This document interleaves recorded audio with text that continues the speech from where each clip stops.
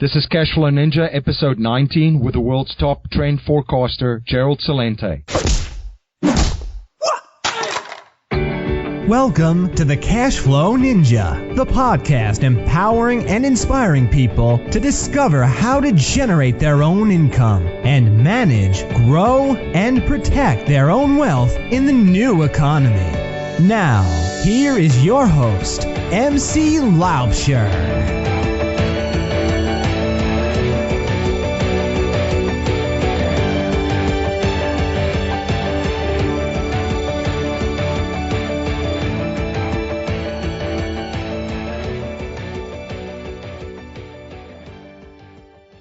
Hello everyone, MC Laubscher here, and welcome to our show. I've talked in episode 3 with Michael Snyder how important the information is that we consume to inform ourselves of what's going on and how to use that information to make important life decisions. Our decisions will only be as good as the accuracy of the information it's based upon. There's a really crucial step in between processing and analyzing information and making decisions when it comes to creating income streams from assets and starting or building a business. We need to be able to understand what the information means, how it will apply to us and impact us, and how this will apply to us and impact us in the future. As my guest today explains, current events form future trends. Identifying and understanding trends is crucial to our investing and business success. We've heard the saying that the trend is your friend. In our interconnected world, it's really important to understand, identify, and track local, regional, and global trends. It's important to look at what's happening today around the globe in every area and to know how this will affect us, because whether you like it or not, it will. I'm extremely honored today to have as my guest the world's top trend forecaster, Mr. Gerald Celente. Mr. Gerald Celente, a pioneer trend strategist, founded the Trends Research Institute in 1980. He is the author of the national bestseller Trends 2000 and Trend Tracking, Far Better Than Megatrends, and publisher of the internationally distributed quarterly Trends Journal. For more than 3 decades, Mr. Celente has built his reputation as a fearless teller of the truth, an accurate forecaster, and an analyst whose expertise crosses many arenas, from economics to politics, from health to science, and more. Most important, Mr. Celente is a pure political atheist. Unencumbered by political dogma, rigid ideology, or conventional wisdom, Mr. Celente, whose motto is, "Think for yourself," observes and analyzes the current events forming future trends, seeing them for what they are, not as what he'd like them to be.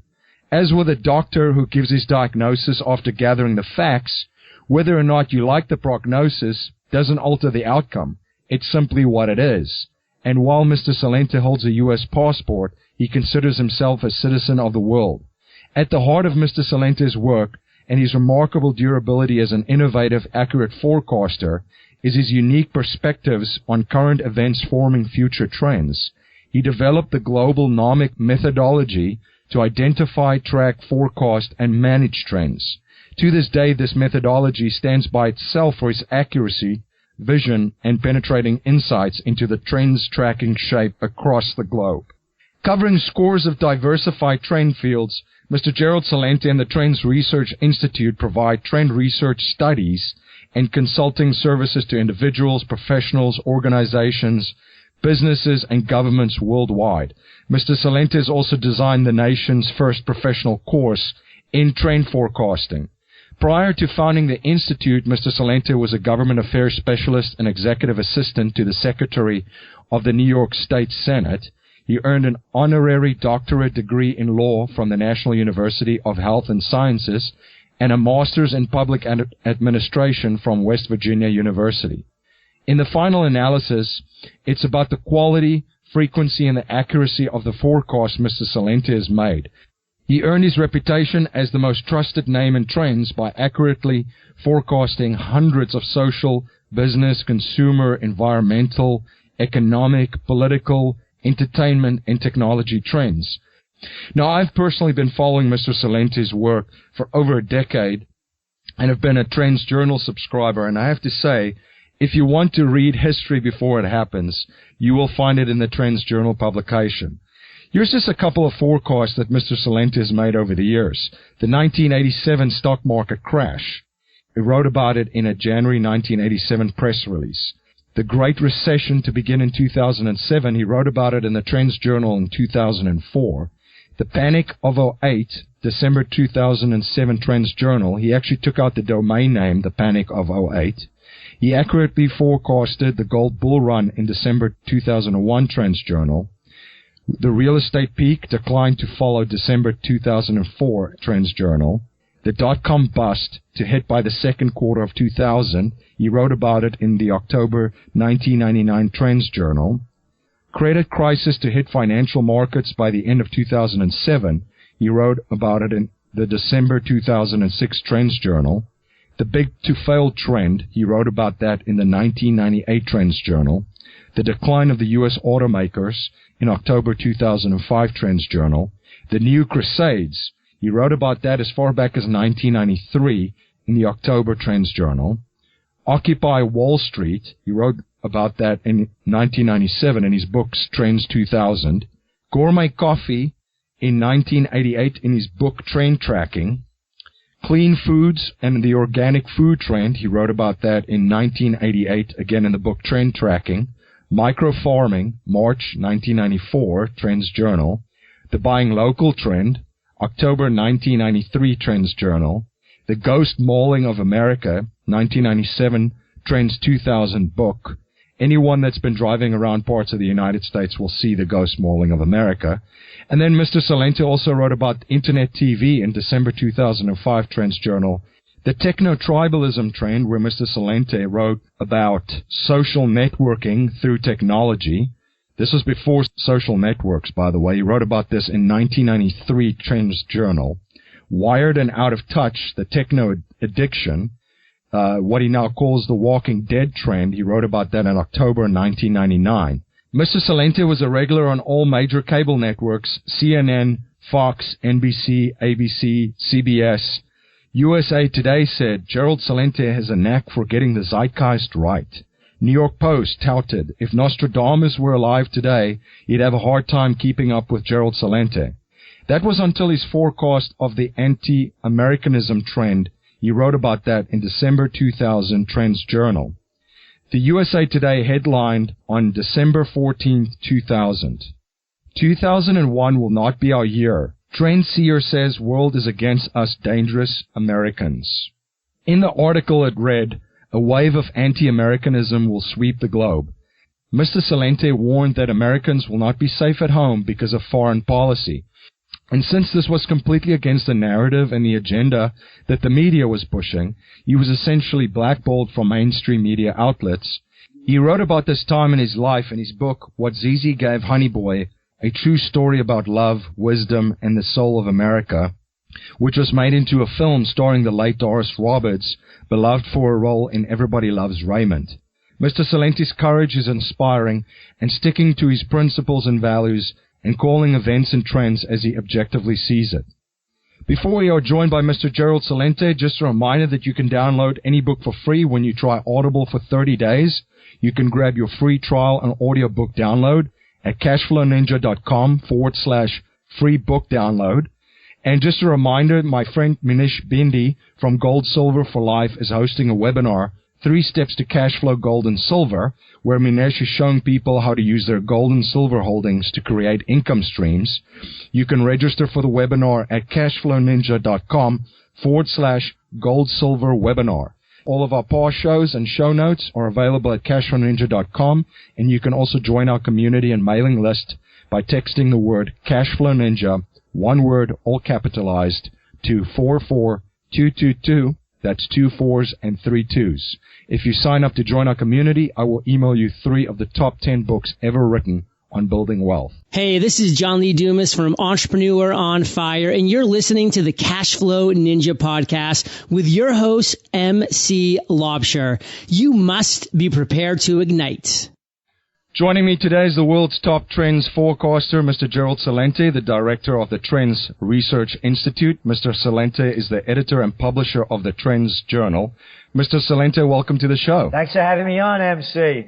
I've been a Trends Journal subscriber for many years, and I just wanted to congratulate you on your latest publication, the Spring Trends Journal. It's such a unique publication and a very empowering information that you won't find anywhere else. Well, thank you. We put our heart and soul into making it the best that we can, and we really try to, especially today with the mainstream media so monopolized by so few companies, and the same messages going out virtually all over the world. So it's more than just alternative media that we do. It's putting back the facts that used to be really a part of mainstream media that have long gone. So we don't go over the edge. We stay right down the middle in terms of what we provide and the analysis and observations so that people can profit from the opportunities that lie ahead and avoid the dangers. Now, Mr. Celente, can you please share a little bit about your background with my audience and just share a little bit about the Trends Research Institute? Let's see. I graduated PS 76 in the Bronx without honors. What happened was after graduate school, I began to run political campaigns in Westchester County. And that's the county that's right north of New York City. Places like Bronxville and Scarsdale, and it was the richest county in the United States. So when I got involved in this, the way I grew up, a kid, as I say, my blood is Napolitano when I was born in the Bronx. So right. That makes you kind of a certain kind of person, And the way I was raised, it was always think for yourself, and you didn't go home crying because you got beat up. You better learn how to fight. So I was raised by a family, by my parents, all the relatives, may they all rest in peace, that really taught us how to be our own person and how to think for ourselves. So when I began working on these campaigns, I'm saying to myself, my God, what a bunch of rookies. I can't believe this. And I'm a young guy. I'm just out of graduate school. I was so good at it, they sent me up to Albany, which is the state capital of New York. And I was the assistant to the secretary of the New York State Senate at 23 years old. And from there, I went on to design and instruct American politics and campaign technology, how to run campaigns. And I taught it at St. John's University in New York. From there, I became the chief government affairs specialist for the segment of the chemical industry. And this is going back into the early 70s. From 74 to 79. And I was living between Chicago and D.C. And I'd been around long enough by that time to see what the deal was. Matter of fact, in 1976, our group hired Ronald Reagan to address our group. This is 2 days before he's announcing that he's running for president against Jerry Ford. Right. So I ended up spending about an hour and a half with him and arranging this whole thing. But anyway, what happened was Jimmy Carter went to Iran, and it was as the revolution was going on to support the Shah. He and Rosalind, they went on a New Year's Eve, and he came back, and in those days it was a big deal when the president went overseas. He comes back and he announces to the American people that the Shah is the island of stability in the Middle East. Now I'm watching this thing unfold. And I know a revolution when it looks like one. And this cat's going down. And when he said that, it was a life-changing experience for me. At that moment, I became a political atheist. I'd seen enough. I knew how the game was played. And as we used to say in the Bronx, bullshit has its own sound. And that's what I heard spewing out of Carter's bullshit mouth. And I said to myself after the anger left me, I said, what will be the implications of this? And I realized that gold and oil prices would go up. Now remember, I'm a young guy, I don't know what I'm doing. And I started playing the commodities markets. And this is back in the late 70s. And I bet on gold and oil futures. And I made enough money to quit my job, realizing that current events form future trends. And if you look at things for the way they are, not the way you want them to be, and analyze them from very different perspectives and putting different elements into it. So your opportunity misses those who view the world, through the eyes of their profession.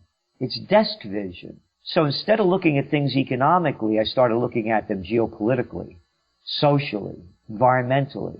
And I developed a system called Globalnomic, making connections between different fields and expanding the fields into as many directions as feasible and possible related to any individual event. So that was the beginning of my career out of the corporate field. And in 1980, I developed the Trends Research Institute. Matter of fact, I called it at that time the Socioeconomic Research Institute of America. Because back then, when you said you forecast trends, people would say, oh, what do you do, fashion trends, music trends? And that's as far as trends went. So that was the beginning, and that's how I really got into it. Now, you had mentioned the mainstream media, and I believe it's over six corporations own over 90% of all of the media outlets right now in the United States. And for those who don't know your background, you were also featured heavily before you started to speak out against war and make trend forecasts that weren't aligned with the narratives and agendas that the media was trying to push at the time. Now, we're constantly bombarded daily with propaganda full of 1984 newspeak. I think in surveys conducted now, only 6% of the people really trust the media. That's not surprising when you see stories out there, for example, like Goldman Sachs is mis-selling their customers. And market downturns are good buying opportunities, and leaders from countries that are not allies of the West are referred to as presidents, heads of state, and royal families, like the Saudi royal family. And then elected leaders not going along with the agenda are referred to, like Assad, for instance, as a dictator and a strong man. So the news media is full of language driven by agenda. Is there any advice that you can give to people out there that's trying to identify and spot trends that will impact their lives within this narrative that mainstream media is pushing? Not within their narrative, and just to avoid it. The only reason I cover it so heavily is that I want to see what they're saying and hear what they're saying.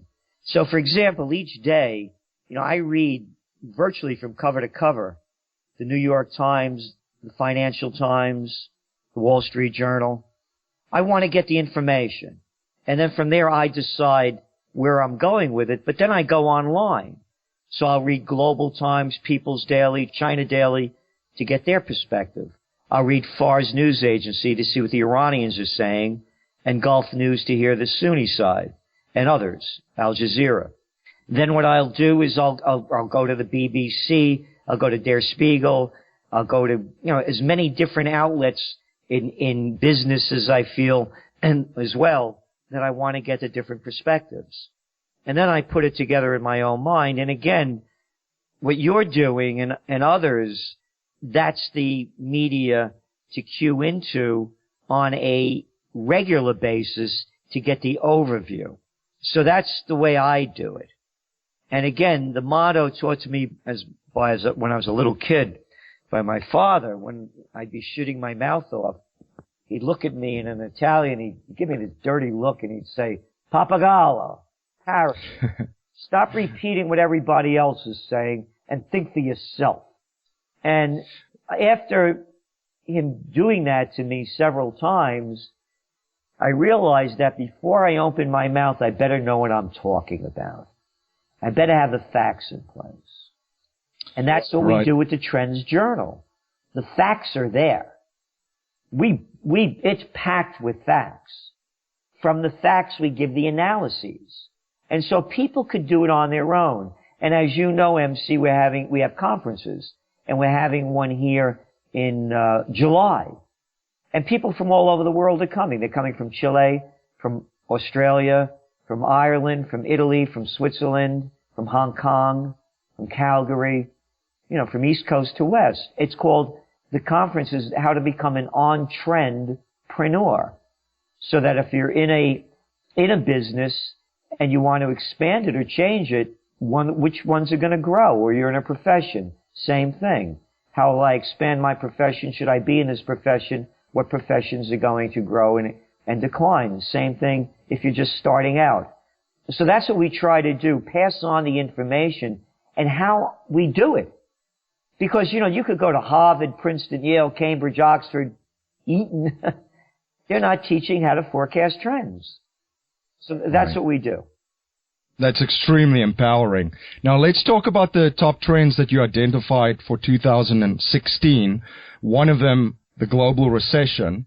So while the majority of the country is worried about pop culture and fighting over who should be using which bathroom, there's a lot of significant news items that's not really making the headlines. The cover of the Trends Journal warns central bankers build economic time bomb. What are you currently seeing in the economy and the global markets? They're collapsing in front of us. Look at the data. Again, the data doesn't lie, the politicians do. Look at the numbers that just came out of Japan, the third largest economy in the world. Now, the yen has gained strength. So they say, yes, exports are down because the yen is strong, and because the yen is strong, their products are too expensive to buy, and other countries are grabbing market share because their products are too expensive. Okay, let's pretend we'll buy that. How about imports? If your yen is so strong, why are your imports down 23%? Because if your currency can buy a lot, how come people aren't buying stuff? So it doesn't add up. Look what's going on in China. Despite trillions of yuan pumped into the system, whether it's to reinvigorate the sagging real estate markets, to keep building infrastructure, to keep industries going where there's well over capacity, to try to boost their equity markets, it's not working. Why is it working? Again, look at the import data and the export data. They had one little boost in March, and then it continues on the downturn. Go around the world. Look at the indices coming out of Europe, down to 16-month lows. The manufacturing indexes around the world, they're either in negative or near negative territory. So there is no recovery. The only thing that's happened is the equity markets, for example, in the States, they're trading at 24 times earnings, PE ratio. Now, how could that be? Am I really, as I mentioned to you, I graduated PS 76 in the Bronx without honors. I had to go to summer school for algebra. I'm really not good at doing numbers, but if you have 4 quarters of negative earnings, and the last quarter just came in down 7% corporate earnings, why am I so damn stupid to figure out why are the equity markets rising when earnings are going down and the PE ratios are so out of context with the earnings ratios? So The whole thing is that it's very simple. They're spending about $70 billion a month in stock buybacks because of near negative interest rates. We're near zero interest rates, excuse me. We had zero, now we're near zero. So they're buying back stocks and merger and acquisition activity because of zero interest rate policy and negative interest rate policy. The bigs are borrowing for nothing. Now let's put this into a whole context about the global economy. I mentioned what's going on in Japan and China and Europe. Let's take a trip to Venezuela. Having a great time down there, aren't they? Inflation running at over 700%. Take a trip to Brazil. Oh, the real is doing really lousy, and so is the rand over there in South Africa. Not as bad as the Nigerian currency, where they have a crisis going on. How about Chile and Colombia? Hey, look at the peso. Lost 8% just in May against the dollar. The Norwegian krona.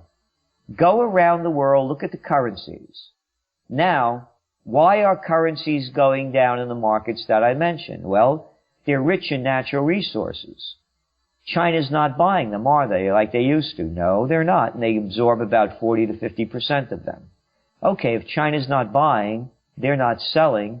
Oh, and remember all that hot money that flowed out of the United States with quantitative easing and zero interest rate policy that went into the emerging markets? And corporations and companies borrowed heavily? Well, now they have to pay it back. They have to pay it back at a time when they're selling less, and what they're selling less, they're getting paid less for.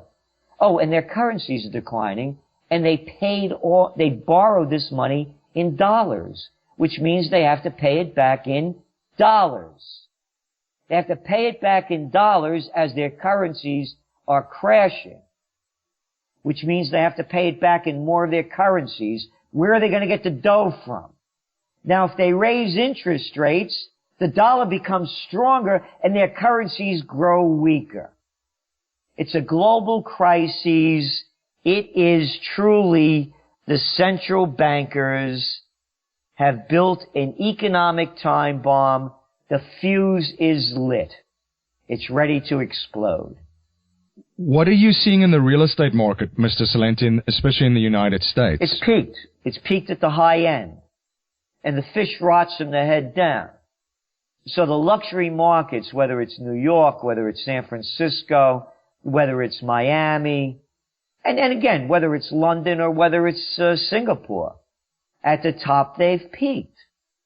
Right. And then what you have now first-time home buyers here in the States. It's at 1994 lows. Now you have record numbers of millennials, remember people actually, people between 18 to 35 living with their parents. Feels like Italy, you know. So right. They can't afford to live on their own. So, because the jobs stink. Here's a number that just came out. Just did a study this week. It came out. College graduates with debt. Now remember, when I went to college, I got out with debt about $1,500. Now they have debt on average of about $35,000. Kids have debt of $100,000, $150,000 in debt, and degrees in worthlessness. So, here's the deal. If you went to college and you have college debt, it's going to take you 15 and a half years before you have enough money to put 20% down on a home. And that's a starter home. So, the market is dying in terms of how many people can afford it, new home buyers, and the top end is way overpriced. So we're looking for another real estate shakeout. It won't be as bad as the last one, but the crises will be in terms of how many people are going to lose jobs and the income levels. And I'm not making these numbers up. Since the crash of 2008 and quantitative easing and zero interest rate policy really going into place since 2009, 95% of the wealth in the States has gone to 1%. And this is a global phenomenon, by the way. According to Oxfam, 64 people in the world have more money than half the world's population combined. So this is the same global scenario in developed and undeveloped nations. So we're looking at a very, very volatile period, and the fallout is going to be disastrous. Mr. Celente, what actionable steps can people take to prepare for a worst-case scenario? Well, you know me, GC's, 3 Gs, Gerald Celente's, guns, gold, and a getaway plan. And again, I don't tell people what to do. It's always think for yourself. We don't provide, we don't say do this, do that. And as well, you well know from the Trends Journal, there's not an advertiser in it. And so we're not getting paid by anybody to what to say. And, so I still believe in gold. Again, if you lived in Brazil, Venezuela, any of the countries, Australia, Canada, what would you rather have? Gold, or your declining loonie, or Aussie dollar, or Brazilian real, or South African rand? They're declining in front of you. So why would you want to hold on to those? And when you have negative interest rate and zero interest rate policy, you're not gaining anything by holding cash. So to me, so they don't have that argument anymore that, gold doesn't bring in any income. Yeah, either does holding dollars.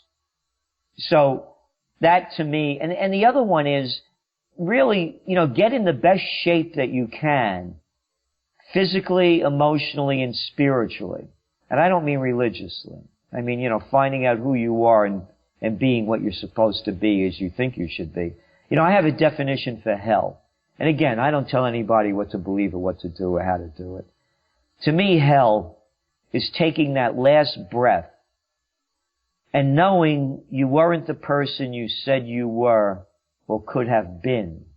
Because it does not take a majority to prevail, but rather an irate, tireless minority, keen on setting brush fires of freedom in the minds of men. And that's Samuel Adams, one of our founding fathers. Look what's going on across the globe, and particularly in Europe. Again, whether you like the parties or not, they're challenging the establishment. Whether it is the Freedom Party in Austria that barely lost this last election for president, whether it's the AfD party, the Alternative for Deutschland in Germany, whether it's Le Pen's party in France, whether it's UKIP in the UK, whether Podemos in Spain, whether it's the Five-Star Movement in Italy. You're seeing people rising up against the corruption and the ingrained powers that are running and ruining their lives. So to me, there's never been a better time now for people of courage. And there's another great quote, one person of courage makes a majority. That was Andrew Jackson. To come together in a united effort, and I would say the united effort to me is enlightenment, morality, and peace. And just to start pushing it forward. Because there's nothing there. It's the Wizard of Oz. It's an old man behind the curtain with a dog. And if you need any more proof that there's nobody there, just watch the American elections with Donald Trump. Here's a guy, as we would call him in Italian, a caffone, that shoots his mouth off, blowhard. For all those people that know baseball, we used to say this is a guy born on third base and thought he hit a home run. His old man left the four kids between $300 to $400 million, and he brags about how smart he is and accomplished he is, shooting his mouth off with one line of stupidity after another. And when he began running, they said the Republican establishment would never have it. And then, of course, here he is, and he's going to be the Republican nominee. I'm making that point because there is no Republican establishment. Listen to the names and look at the faces. Lindsey Graham, McConnell, Paul Ryan. With Paul Ryan, I think he used to play Eddie Munster on the Munsters before he got this job. You guys never worked a day in his life, These are all little boys of nothing. If you put all the cojones together, maybe you get mothballs, Maybe. So what I'm saying is, Trump showed there's no one there. It's the same thing on the Democratic side. Who do you have? Harry Reid? What are you, Pelosi? Dianne Not-So-Feinstein? There's nobody there. Take a trip to Holland? Cameron? What are you kidding me? There's nothing there. When are the people going to wake up and find the courage within them to call the clowns out? And to me, that's the only way the future is going to change in a more positive direction. You trademarked the presidential reality show even before Donald Trump entered the race in June of 2015. Staying on that topic, what are you forecasting for November? Well, before Trump got in, we had forecast Clinton.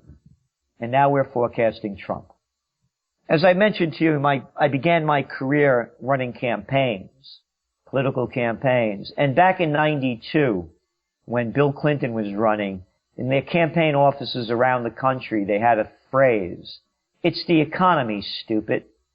America was in a recession. People forget those days. The crash of 1987 happened, the market crash. And we really weren't getting out of it until actually after Clinton got in because they started lowering interest rates to record lows. But anyway, it was the economy stupid back then and it's the economy stupid today. 9 out of 10 people in polls are showing that that's the major issue they're concerned with. And Trump is going to trump Clinton on that issue because he goes around talking about how he's going to put tariffs on China and we have to have made in America. And of course the Clintons are associated with NAFTA. And he's the guy that engineered it. And Hillary, of course, supported it. And she also called the Trans-Pacific Partnership the gold standard. That's her quote. And now, of course, she's backtracking on that. And so when you look at the numbers, she's going to get the women vote. And about 10 million women vote more than men in the United States. Obama got 12% more of that vote when he ran against Romney. She'll get about 20% more of the women vote because Trump is labeled as a misogynist. So that's not going to help because we have what they call an electoral system. You go by the states. Each state has so many electorates that when you combine them up, they need a certain amount of electorates to become president. So he's going to win the Rust Belt states where the jobs are gone because the manufacturing has left the United States. So he'll win places like Ohio and Michigan and Wisconsin and Illinois and Pennsylvania that used to be very, very strong industrial hubs that are gone now, and as well as the South. Places like Alabama and Mississippi where they used to be when they moved a lot of the industry from the north to the south because of cheaper labor down there and no unions. But it's gone out of there as well. So Trump is going to win on the economic side. And he's also already neutralized the gender issue because that's what Hillary Clinton was playing from the beginning. And he's neutralized that by saying she's playing the gender card, and every time she brings it up, he goes after Bill Clinton with his track record. And so that's where we're at with the campaign. But again, there are the wild cards. And you cannot predict the future because of that, just like in our lives, the wild card comes. So, but as it stands now, we see Trump winning. Now, Mr. Celente, for the majority of my lifetime, there have been wars, and it's really been very disappointing to see how people have passively accepted this and continue to support leaders who advocate for more wars and more foreign interventions. Now, you've launched Occupy Peace to help restore the dignity of the human spirit and the sanctity of life with a clear strategy and an action plan for peace. Can you please tell my listeners more about this movement and how they can get involved? Yes, the website's occupypeace.us, and it's about the United States. In other words, what we're saying for every country to launch their own. And, as I said to you, my blood is Italian, my heart is American. And I say that with all passion and belief. I spent a lot of time in Italy, and I could never be me if I was born over there, as much as I love it. I'm me because I was born here.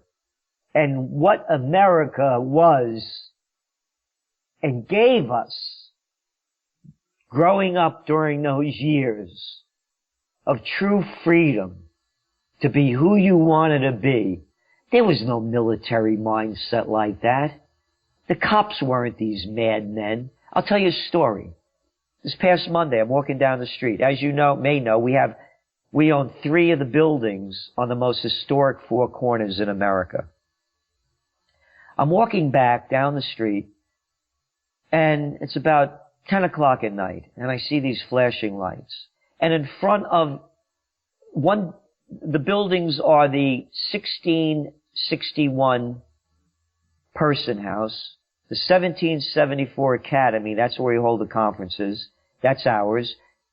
The 1663 Dr. Jensen House and the 1750s Franz Roggen House. The 1661 building is a museum. In front of the museum, there's a state trooper, right out of Central Casting, man. The guy looked like one of these, skinny guy, tall, shaved head on the sides, a little mop of hair on the top, and he's pointing this light in this guy's eye, And a young kid, what did he go through, a stop sign? So I'm walking down the street, and I yelled across the street, Did you catch a terrorist? And the guy looks at me, He didn't do anything. So oddly enough, two people walking down the street said, "Are you Gerald Celente?" I said, "Yes." So this clown gets back in his car and he puts on more of the lights. What I'm saying to you is when I grew up, that didn't happen.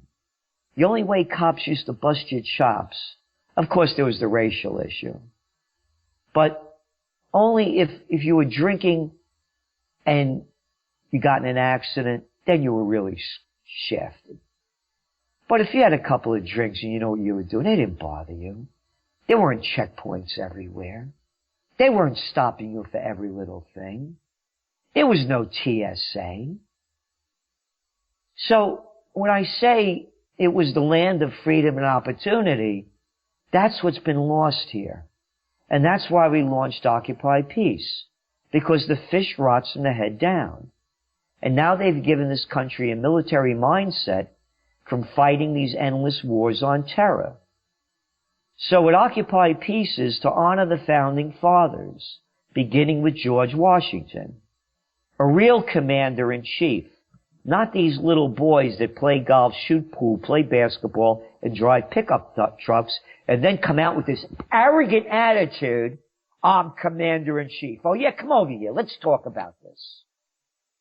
Oh no, get your flunkies away from you, and let's talk man to man. Would they ever do that? No.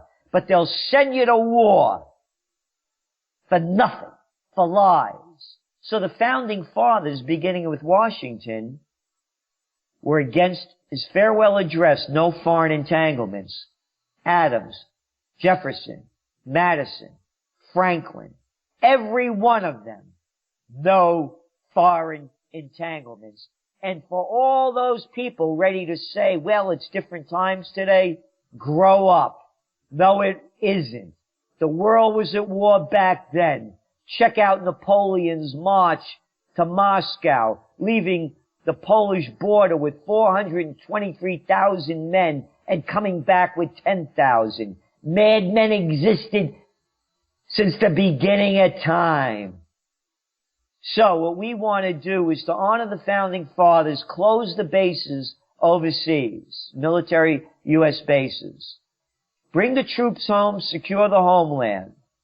Instead of rebuilding the countries that we destroy in the name of bringing freedom and democracy, put our troops to work to rebuild our third world infrastructure. And if anybody's traveled here, you know what I'm talking about.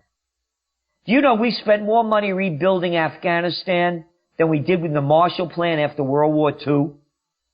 And the other one is Congress has not voted to go to war since World War II. It's against the Constitution. They give El Presidente the power to do it. What is this? The King George joint?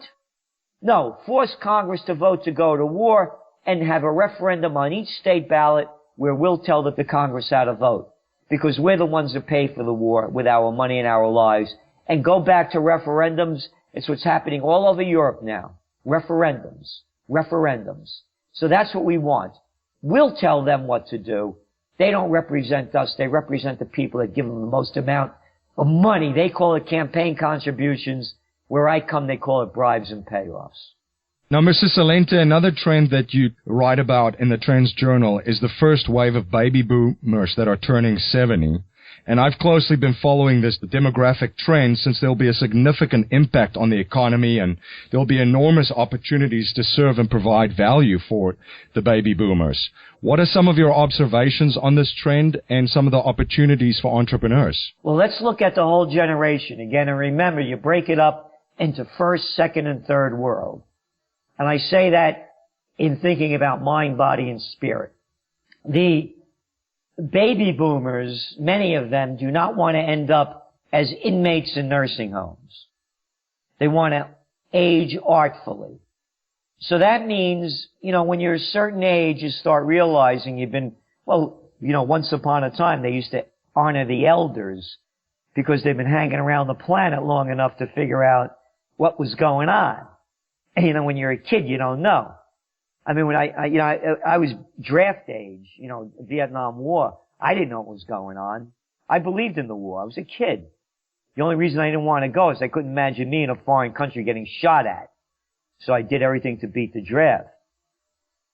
So artful aging is to seize the opportunities in your own being if you are now among those baby boomers that are hitting 70 in 2016, retiring and now going into your new career, and also as entrepreneurs developing products, services to assist the new aging population to stay out of nursing homes. So whether it's communal societies, shared housing, whatever it might be, new inventions and thoughts to bring them forward in a more prosperous and dignified way of aging, it's going to be a huge market, not only because of the size of it, because they happen to have more money than the rest of society, because they were able to get the best years of the last years of prosperity. So it's a huge market opportunity to consider. Now, Mr. Celente, your book, What Zizi Gave Honey Boy, was a remarkable book. Really enjoyed it, and it was also made into a film starring the late Doris Roberts, beloved for her role in Everybody Loves Raymond. Now, while reading the book, I reflected a lot and became really sad realizing just how society has lost a lot of its morality and integrity. What values and principles would you want to pass on to future generations if you were only allowed to pass on 5 principles and value to them to build wealth and achieve success and happiness? I would say 2 words: enlightenment. And with enlightenment, you realize, what's going on, and morality. But again, it takes work. You never stop. I mean, in trend forecasting, I have a line, if you miss 3 days of tracking trends, it's like walking in on the second act of a play. You have to stay connected all the time. I'm a real jazz fan, and I just came across this woman, back in the 40s. There were a good number of great women jazz bands. And the reason being is because many people were off to war. And her name still is, I think she's like 101 or 102 now, Viola Smith. You could check her out on YouTube. Yeah. You watch her play. Wow. Then I find a interview they did with her.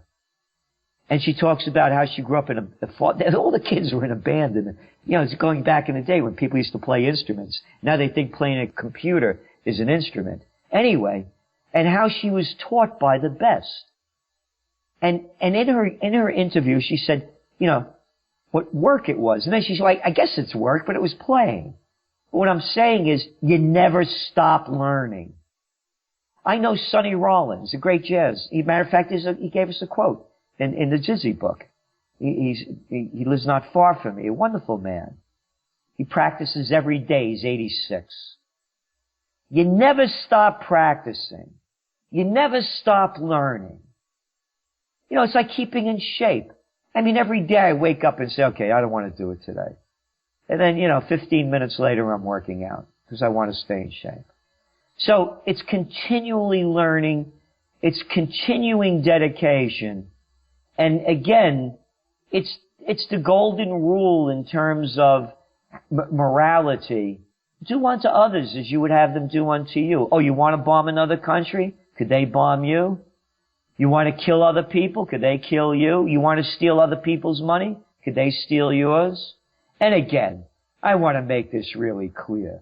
I'm not the guy I was when I started out.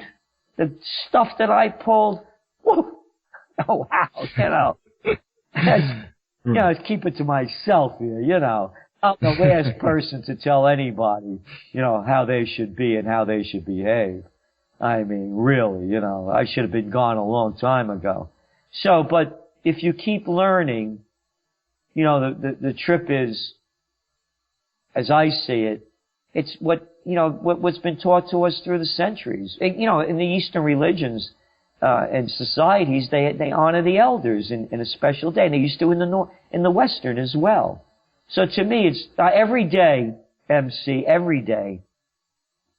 I thank my parents and all those that created me, the DNA that I come from, all the aunts and uncles, the grandparents, the great-grandparents.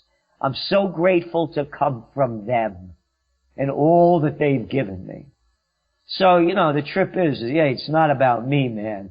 I couldn't hold a candle to the ones that preceded me, and my knowing the ones that did, I could only imagine the ones before.